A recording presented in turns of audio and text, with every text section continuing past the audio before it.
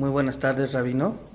Estamos con el Rabino Abraham Tobal, Rabino principal de la comunidad Montesinaí, que ya como es costumbre cada semana nos recibe para hablar diferentes temas sobre el judaísmo, que en esta ocasión quisiéramos que nos hable sobre la muerte y el luto en el judaísmo, Rabino.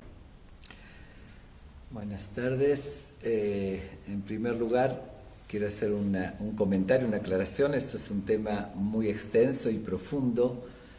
Voy a dar una visión general acerca de la filosofía y el enfoque que le damos a la muerte, al luto, y quisiera pedir de la audiencia que en este tema en particular envíen por favor sus dudas, sus inquietudes, sus preguntas a Enlace Judío, y Dios mediante voy a procurar la próxima semana responder a todas esas inquietudes y preguntas, ya que sé que hay muchas y no sé exactamente qué causa más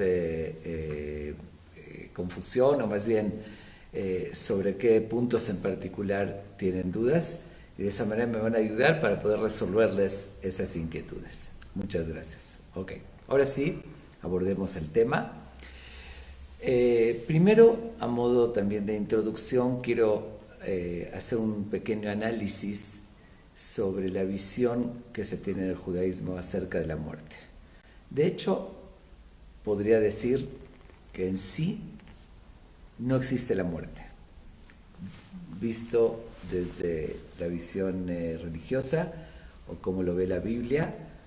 Existe un puente donde pasamos de esta vida a la otra vida. ¿A qué me refiero un puente?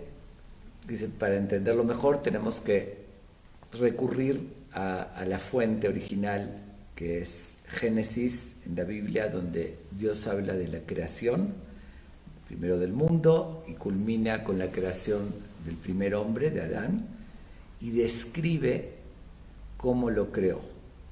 Y voy a citar textualmente como lo dice en Génesis. Dice así, en hebreo, Vayas Hashem Elohim et Adam afar min adama, vaypach be'apav nishmat chaim, que significa, hizo Dios al hombre del polvo de la tierra e insufló en él o sopló en él el espíritu de vida. ¿Qué significa eso? Que Dios primero, vamos a llamarlo así, no es exacto, hizo como un molde, hizo el cuerpo de los 4 elementos conocidos, predominando la tierra, que es fuego, aire, agua y polvo. Y cuando estaba ya hecho el molde, era como cualquiera de todas las demás creaciones, que Dios creó mineral, vegetal, animal y después el ser humano, pero antes de la segunda parte, cuando hizo solamente el cuerpo, era estado totalmente inerte, ¿sí? Y era una combinación de mineral con animal. Posteriormente, dice, Vaipach be'apav nishmat chaim, sopló en él o insufló en él el espíritu de vida. Cuando Dios de su soplo pone algo en su interior, Vayhia Adam lenefesh chaya, ahí es cuando la persona recibe esa energía y recibe la vida como la conocemos en el ser humano, y donde se convierte la creación superior de todas las demás creaciones existentes hasta ese momento.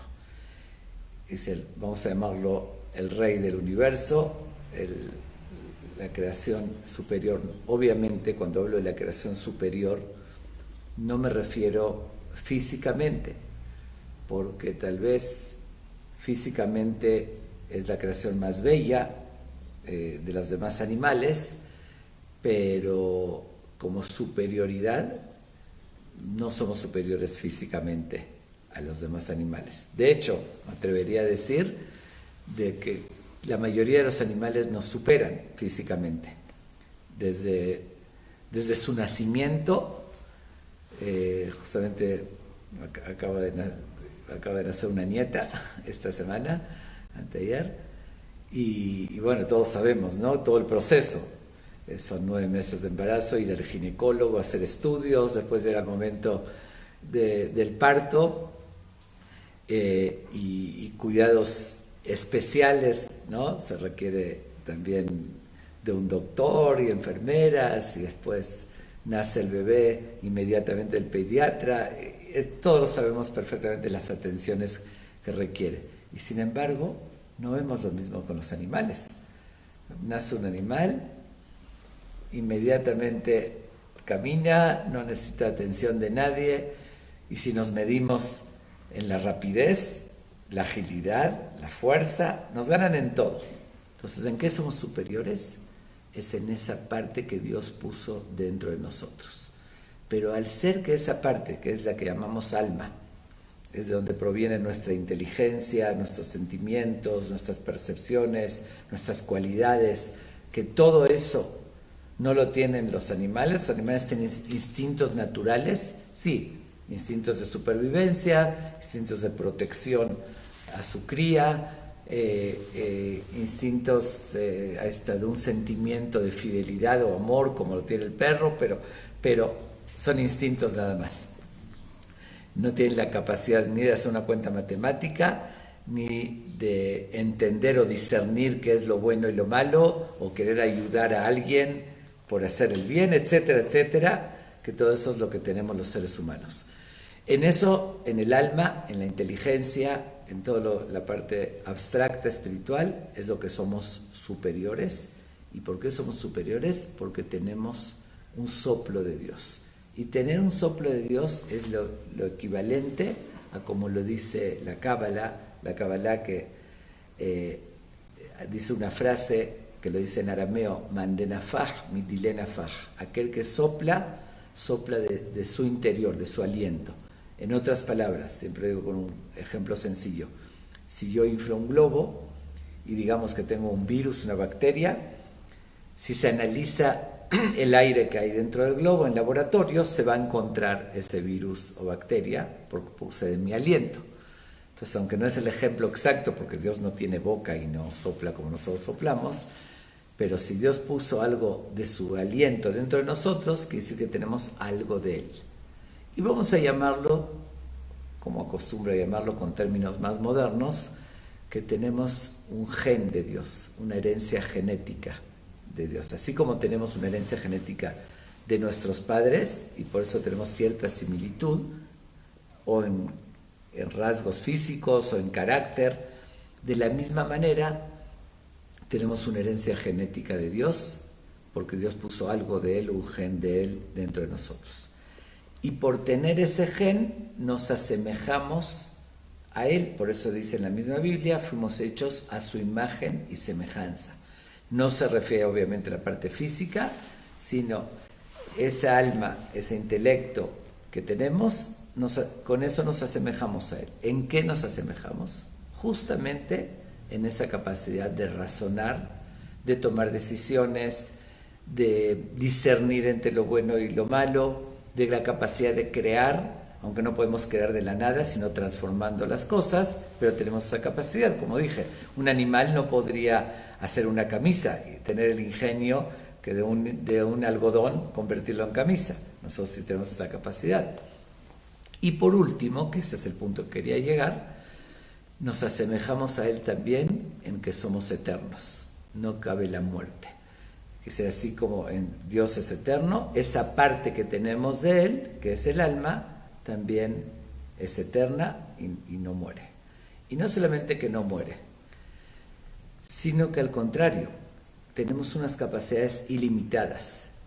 El único detalle, que cuando el alma entra dentro del cuerpo, se limita, porque al encerrarse dentro de un cuerpo y estar en este mundo físico material, también estamos limitados a las limitaciones que tiene el cuerpo y que tiene la materia y el mundo físico. En el instante que el alma se separa del cuerpo, ya no tiene ninguna limitación. Entonces es al revés de lo que creemos. Por lo general llamamos a la muerte, que ya, decimos ahí se acabó la persona, ya no ve, ya no oye, ya no siente. Pero es todo lo contrario. Yo lo defino siempre que cuando un bebé nace, es equivalente cuando una persona la meten tras las rejas, lo encarcelan.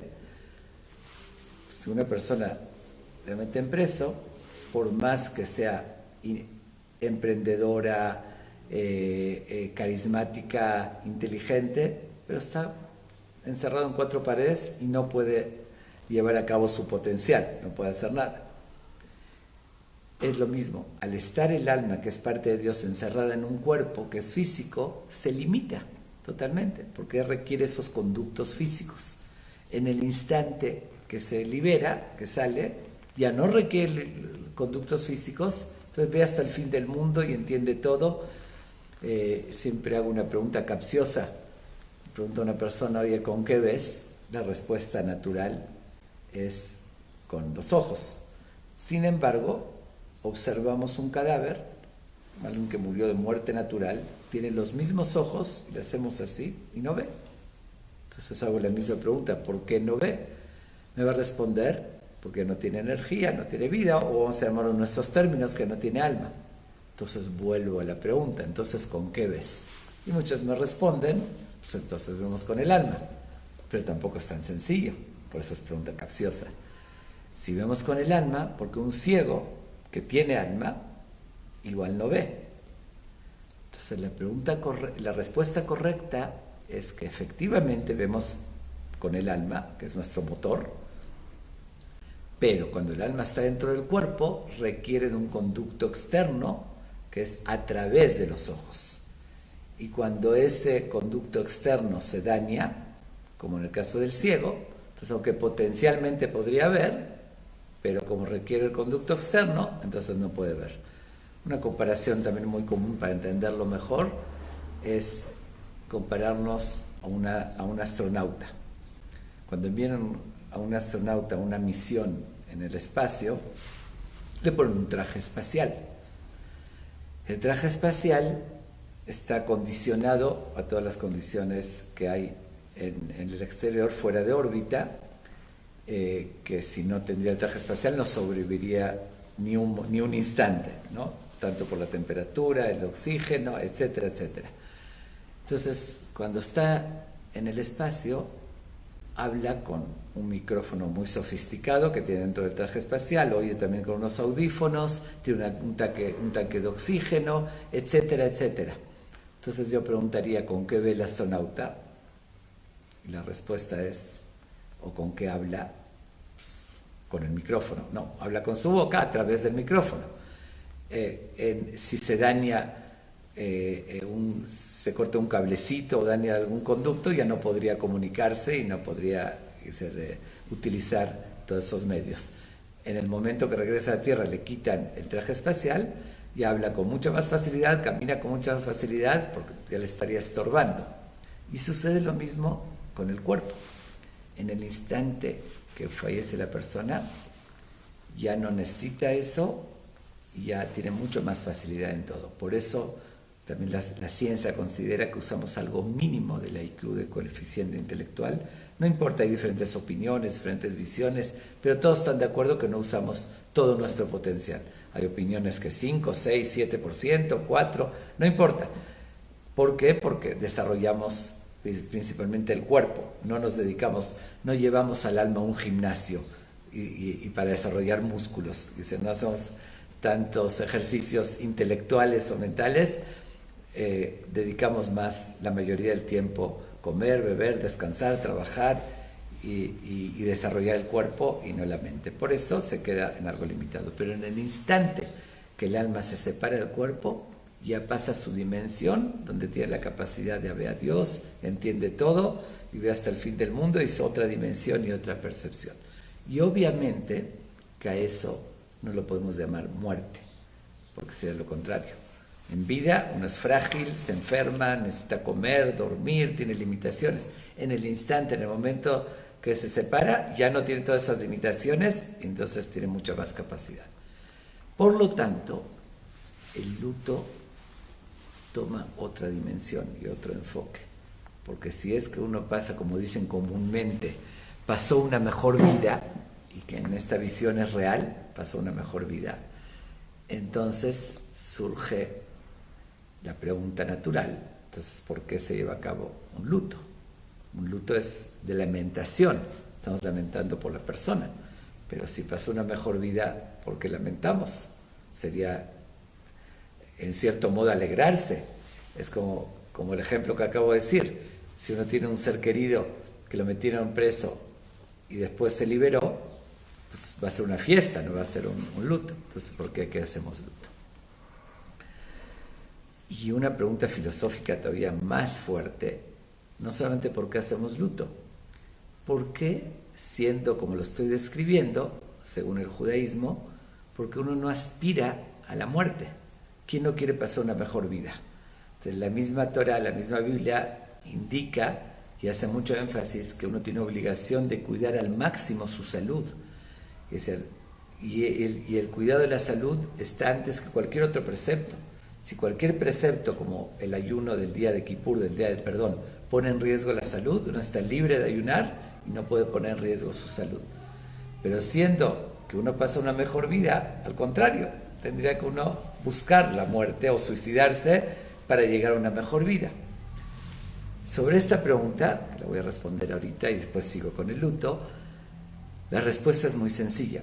Es cierto que uno pasa una mejor vida.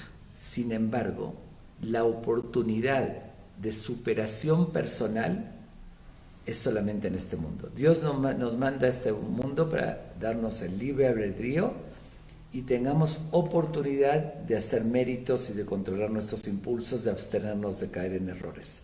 Allá no hay libre albedrío. Allá no tiene ningún mérito creer en Dios. Si uno lo está viendo, pues no es ningún mérito creer en Dios. Si uno no tiene cuerpo, no es ningún mérito controlar un impulso. O si uno no debe comer algo, que la Biblia lo prohíbe, si no tiene cuerpo, pues obvio que no va a comer, entonces no es ningún mérito. Por eso Dios nos manda a este mundo, a esta vida, donde tenemos oportunidad de ganarnos nuestra recompensa con nuestro esfuerzo, y por eso la vida es tan valiosa y preciosa, porque allá en toda la eternidad no tenemos oportunidad de superarnos como en esta corta vida tenemos la oportunidad de superarnos. Por eso se indica cuidar muchísimo la salud, y cada hora de vida, cada momento de vida, cada instante tiene un valor incalculable, porque aquí podemos superarnos. Pero eso no significa que no sean las mejores las condiciones de allá. Aquí estamos igual limitados. Okay, está bien. Partiendo de eso, que sí es muy importante la vida, es muy valiosa, hay que cuidarla, pero no es muerte cuando se separa el alma del cuerpo. Por eso llamamos nosotros al panteón, en hebreo se llama Bet Haim, la casa de la vida, porque ahí es donde uno pasa la vida eterna. Okay. Entonces, vuelvo a la otra pregunta, entonces, ¿por qué hacemos luto si pasa una mejor vida? La respuesta es que el luto en el judaísmo tiene otra visión. El luto no está enfocado a que uno tiene que martirizarse, a hacerse sufrir expresando el dolor. Sí hay un dolor natural, porque uno pierde algo precioso, un ser querido lo va a extrañar y le duele de no seguir compartiendo con él, de no tenerlo cerca. Pero las reglas del luto se establecieron no para expresar ese dolor que es natural, sino para expresar un respeto y valoración a la persona, al ser querido que se ausentó. Porque es cierto que ese ser querido está mejor, y principalmente cuando atravesó a veces una enfermedad muy prolongada. Muchas veces alguien muere, Dios no lo quiera, de un cáncer o de otro tipo de enfermedad, donde estaba en el hospital con tratamiento, estaba sufriendo, y ahí sí se dice con esa frase tan cierta, dejó de sufrir. Es cierto, el cuerpo estaba sufriendo, porque el cuerpo, como dije, es frágil y está expuesto a enfermedades y demás, pero en el momento que el alma se separa, ya no tiene esos sufrimientos. Entonces, es cierto que la persona dejó de sufrir, está mejor el que falleció, pero para los familiares les deja un vacío, porque estando presente físicamente tenían su compañía, disfrutaban de su compañía, su esposa, sus hijos o su esposo, y sus hijos, hermanos, los papás, etc. En el momento que se ausenta y al dejar un vacío, no puede en la familia continuar como si nada sucedió, porque si al día siguiente se irían a trabajar, podrían ir a una fiesta, seguir la vida como si nada, estarían demostrando una indiferencia, que no era importante para ellos esa persona, porque les valió, por decir, como si nada continuaron. Entonces es como faltar el respeto a la investidura y lo que representaba ese ser querido. Y principalmente de hijos por padres, que hay una obligación de respetar, es uno de los 10 mandamientos, respetarás a tu papá y a tu mamá, les debemos a nuestros padres todo, nuestra vida, todo lo que nos dieron. Entonces ahí hay más obligación todavía de demostrar un respeto. Por eso, para los hijos son más estrictas las reglas de luto. El luto para cualquier ser querido, para cualquier familiar, termina a los 30 días, en 2 fases. 7 días es más estricto y después a los 30 días termina. Para los hijos por padres, se extiende hasta el año. Un año, hay ciertas restricciones de no ir a fiestas, a cosas de mucha alegría y diversión, demostrando el respeto a los padres. Porque el luto es básicamente por respeto. Por eso son más estrictas las reglas de luto para los hijos que incluso para cuando hay un luto de padres por hijos, que es la tragedia más fuerte que puede haber, el dolor más grande. Sin embargo, las reglas de luto terminan a los 30 días. Y de hijos por padres, aunque haya fallecido a los 120 años con salud, que es la ley de la vida, sin embargo se extiende un año.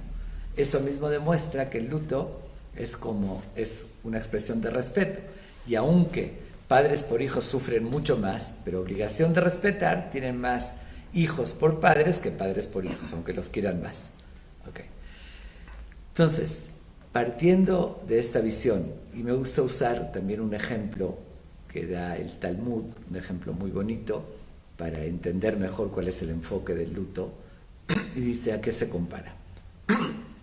Tomemos una mujer que alguien le obsequia un anillo de diamantes, pero muy, muy precioso y muy valioso.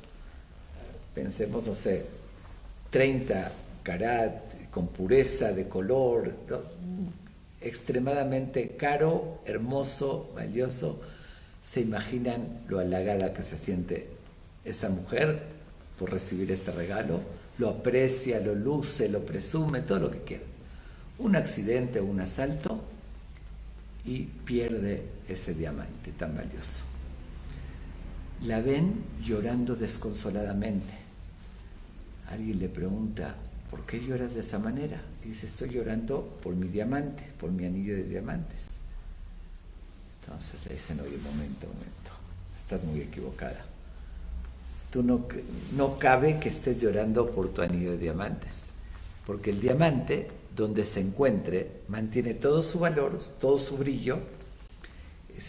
No puedes llorar por él. El diamante está entero y tiene todo su valor.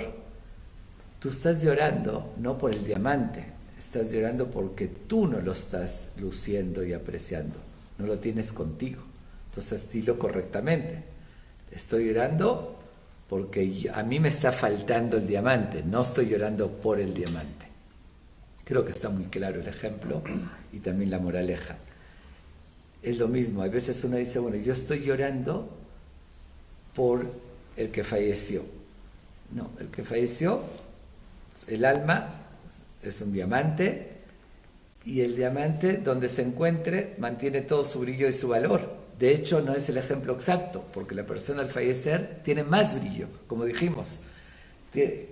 Ahí sí que entiende todo y no tiene ninguna limitación. Está mejor que cuando estaba conmigo. Pero lo que sí cabe, estoy llorando porque yo no tengo ese diamante, porque yo no lo estoy luciendo. Justamente la luz que me transmitía, lo que recibía, no lo puedo percibir ahorita. Entonces estoy llorando como un sentimiento de nostalgia, una expresión de decir: lo extraño y no tengo conmigo algo tan valioso que tanto apreciaba y quería. Entonces también como una demostración de valoración a ese ser querido que no lo tengo conmigo. Y demostrando que estando en vida se recibía mucho de esa persona, transmitía, tenía luz, se recibía de él, y ahorita estoy expresando ese dolor y sentimiento, decir, él está mejor, no lloro por él, como no cabe llorar por el diamante, pero lloro por mí mismo que no lo tengo, que no lo disfruto. Ese es el concepto y la filosofía de por qué se estableció hacer un luto, para demostrar cuánto valoramos a esa persona, demostrar respeto y valoración. Si no habría luto, sería una falta de respeto, es decir, me valió como si nada. Esa es toda la idea del luto. Para hacer eso, se puso un reglamento de que en esos días de luto se hizo en etapas que tienen que ver con los ciclos. Primero, el ciclo más importante, que es el reciente, después del fallecimiento, son 7 días de luto, que es el primer ciclo, que es la semana. El segundo ciclo son 30 días, que es el mes, porque representa la vida, los ciclos de vida. Y como dije, para los hijos, por padres, se agrega un tercer ciclo, que es hasta el año, que es otro ciclo de vida, el año.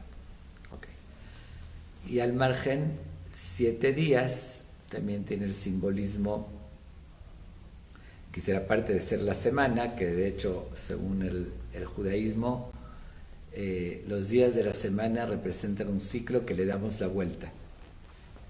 Vivimos 7 días, nada más dándole la vuelta muchas veces. Por eso, en hebreo, los días de la semana no se llaman por su nombre, como en español domingo o Sunday en inglés, sino se dice Yom Rishon, primer día. El lunes se lo llama Yom Sheni, segundo día. Así martes, tercero, miércoles, cuarto, quinto, sexto. El único día que se lo llama por su nombre es el sábado, que en hebreo se llama Shabbat, porque es como un eje central. Dice, Dios creó en 6 días, cesó el sábado y volvemos a comenzar, primero, segundo, contando hasta el sábado. Entonces representa como toda la vida, por eso son 7 días de luto, y también insinúa que son 7 tipos de familiares por los que se hacen luto o los que hacen luto, que son papá y mamá, hijo, hija, hermano, hermana y cónyuge, que son los 7 familiares directos por los que se hace luto. Está simbolizado en los 7 días, entre otras explicaciones, por qué 7. Pero en esos 7 días se pusieron unas reglas de evitar cualquier acción que represente lujo, confort, deleite, placer, alegría, justamente con la idea, que como dije, de mostrar una congruencia entre el sentimiento, o coherencia podría decir también, y la acción. Porque, yo tengo un dolor y tengo un sentimiento de valoración y que lo extraño y que me está faltando ser querido, pero en la práctica me voy a una fiesta a bailar, sería incongruente, porque estoy demostrando con los hechos que me valió. Entonces, se puso unas reglas generales para demostrar esa congruencia y que sea coherente mis acciones con mis sentimientos, y demostrar el respeto, de evitar en esos 7 días todo lo que llegue a representar confort, como dije, lujo, placer o deleite. La verdad es que tomar el parámetro de qué acciones se consideran confort, deleite y cuáles no, la verdad es que la tomaron hace más de 2000 años, que tal vez el parámetro social era muy diferente al actual, pero lo tomaron en esa época y ya establecieron las reglas, y esas reglas quedaron, aunque hoy en día no sea el mismo parámetro social, pero ya quedaron como un símbolo de luto que a través de esas acciones se demuestra y se manifiesta el luto. Yo creo que una de las más, lo voy a decir como ejemplo, una de las más notorias de esas manifestaciones es que los deudos los que están de luto, los primeros 7 días, se sientan en el piso o en cojincitos. Creo que cualquiera que visitó a un deudo en el judaísmo van a ver que se sienta en el piso. Llama un poquito la atención, ¿no? ¿Qué significa sentarse en el piso? Y a primera vista muchos les dan explicaciones muchas veces erróneas. Lo llegan a interpretar y decir, bueno, ¿por qué sientan en el piso? Tal vez para estar más incómodos y así demostrar el dolor, o para estar diferentes a los demás. Pero la verdad que no es ninguna de esas explicaciones. La razón es muy lógica y sencilla. Como acabo de decir, que el parámetro lo tomaron hace más de 2000 años. Y en esa época, el sentarse en el piso era la práctica común universalmente. La mayoría de la gente vivían en carpas, en chozas, en cabañas, y se sentaban en el piso, en cojincitos. Todavía, siglo XXI, países subdesarrollados, ciertos países africanos, todavía viven así, viven en carpas, en el piso. Uno ve los beduinos en los desiertos, igual, así se sientan, a la antigua. Pero en ese entonces era, se puede decir, toda la humanidad, con excepción de la realeza, de la aristocracia, de la gente de abolengo, de la gente muy rica, que ellos tenían la posibilidad de tener sillas, sillones, que era un lujo reservado a un núcleo muy reducido, muy limitado. Entonces consideraron, con una lógica, los sabios en esa época, que ante la pérdida de un ser querido, incluso la persona que tendría las posibilidades de tener esos lujos, una silla, un sillón, que en esa ocasión se siente como todos, no para estar incómodo ni hacerse sufrir, ni para estar diferente a los demás. De hecho, lo contrario. Dijeron, en esta ocasión no estés diferente a los demás. Siéntate como todos para no demostrar ahorita como ese sentimiento de placer, deleite, y sería como una falta de respeto. Entonces, siéntate como todos. La verdad es, reconozco, que si hoy tal vez lo tendrían que establecer esa regla, tal vez no lo hubiesen establecido porque es algo común sentarse en una silla. Pero como ya quedó y se convirtió como un símbolo de luto, y fue una gran autoridad, el gran consejo rabínico, o Sanedrín, o el gran parlamento rabínico en ese entonces, muy importante, que estaban calificados para poner las reglas, y hoy no hay esa autoridad para cambiarla, entonces ya quedó la regla, ya es una forma de demostrar el respeto. Tal vez el no hacerlo sería no demostrarlo, entonces por eso ya seguimos haciéndolo, aunque hoy no representa lo mismo. Pero la razón principal es esa. Por esto solamente un ejemplo, y quise dar la introducción y la visión. Intencionalmente, ya también pasó un rato, no voy a continuar ahorita, aunque hay muchas cosas que puedo explicar, pero lo voy a dejar como comencé diciendo. Voy a pedirles a la audiencia que ahora sí, manden todas las preguntas en particular, y Dios mediante, voy a responder una por una la próxima semana, la próxima sesión. Entonces vamos a dejarlo aquí en la introducción, y es un tema muy extenso que vamos a continuarlo, y si es necesario 2 sesiones más, lo continuaremos. Muchísimas gracias. Rabino, le agradecemos mucho la atención que nos prestó, y nos vemos la próxima semana con el tema del luto. Muchas gracias.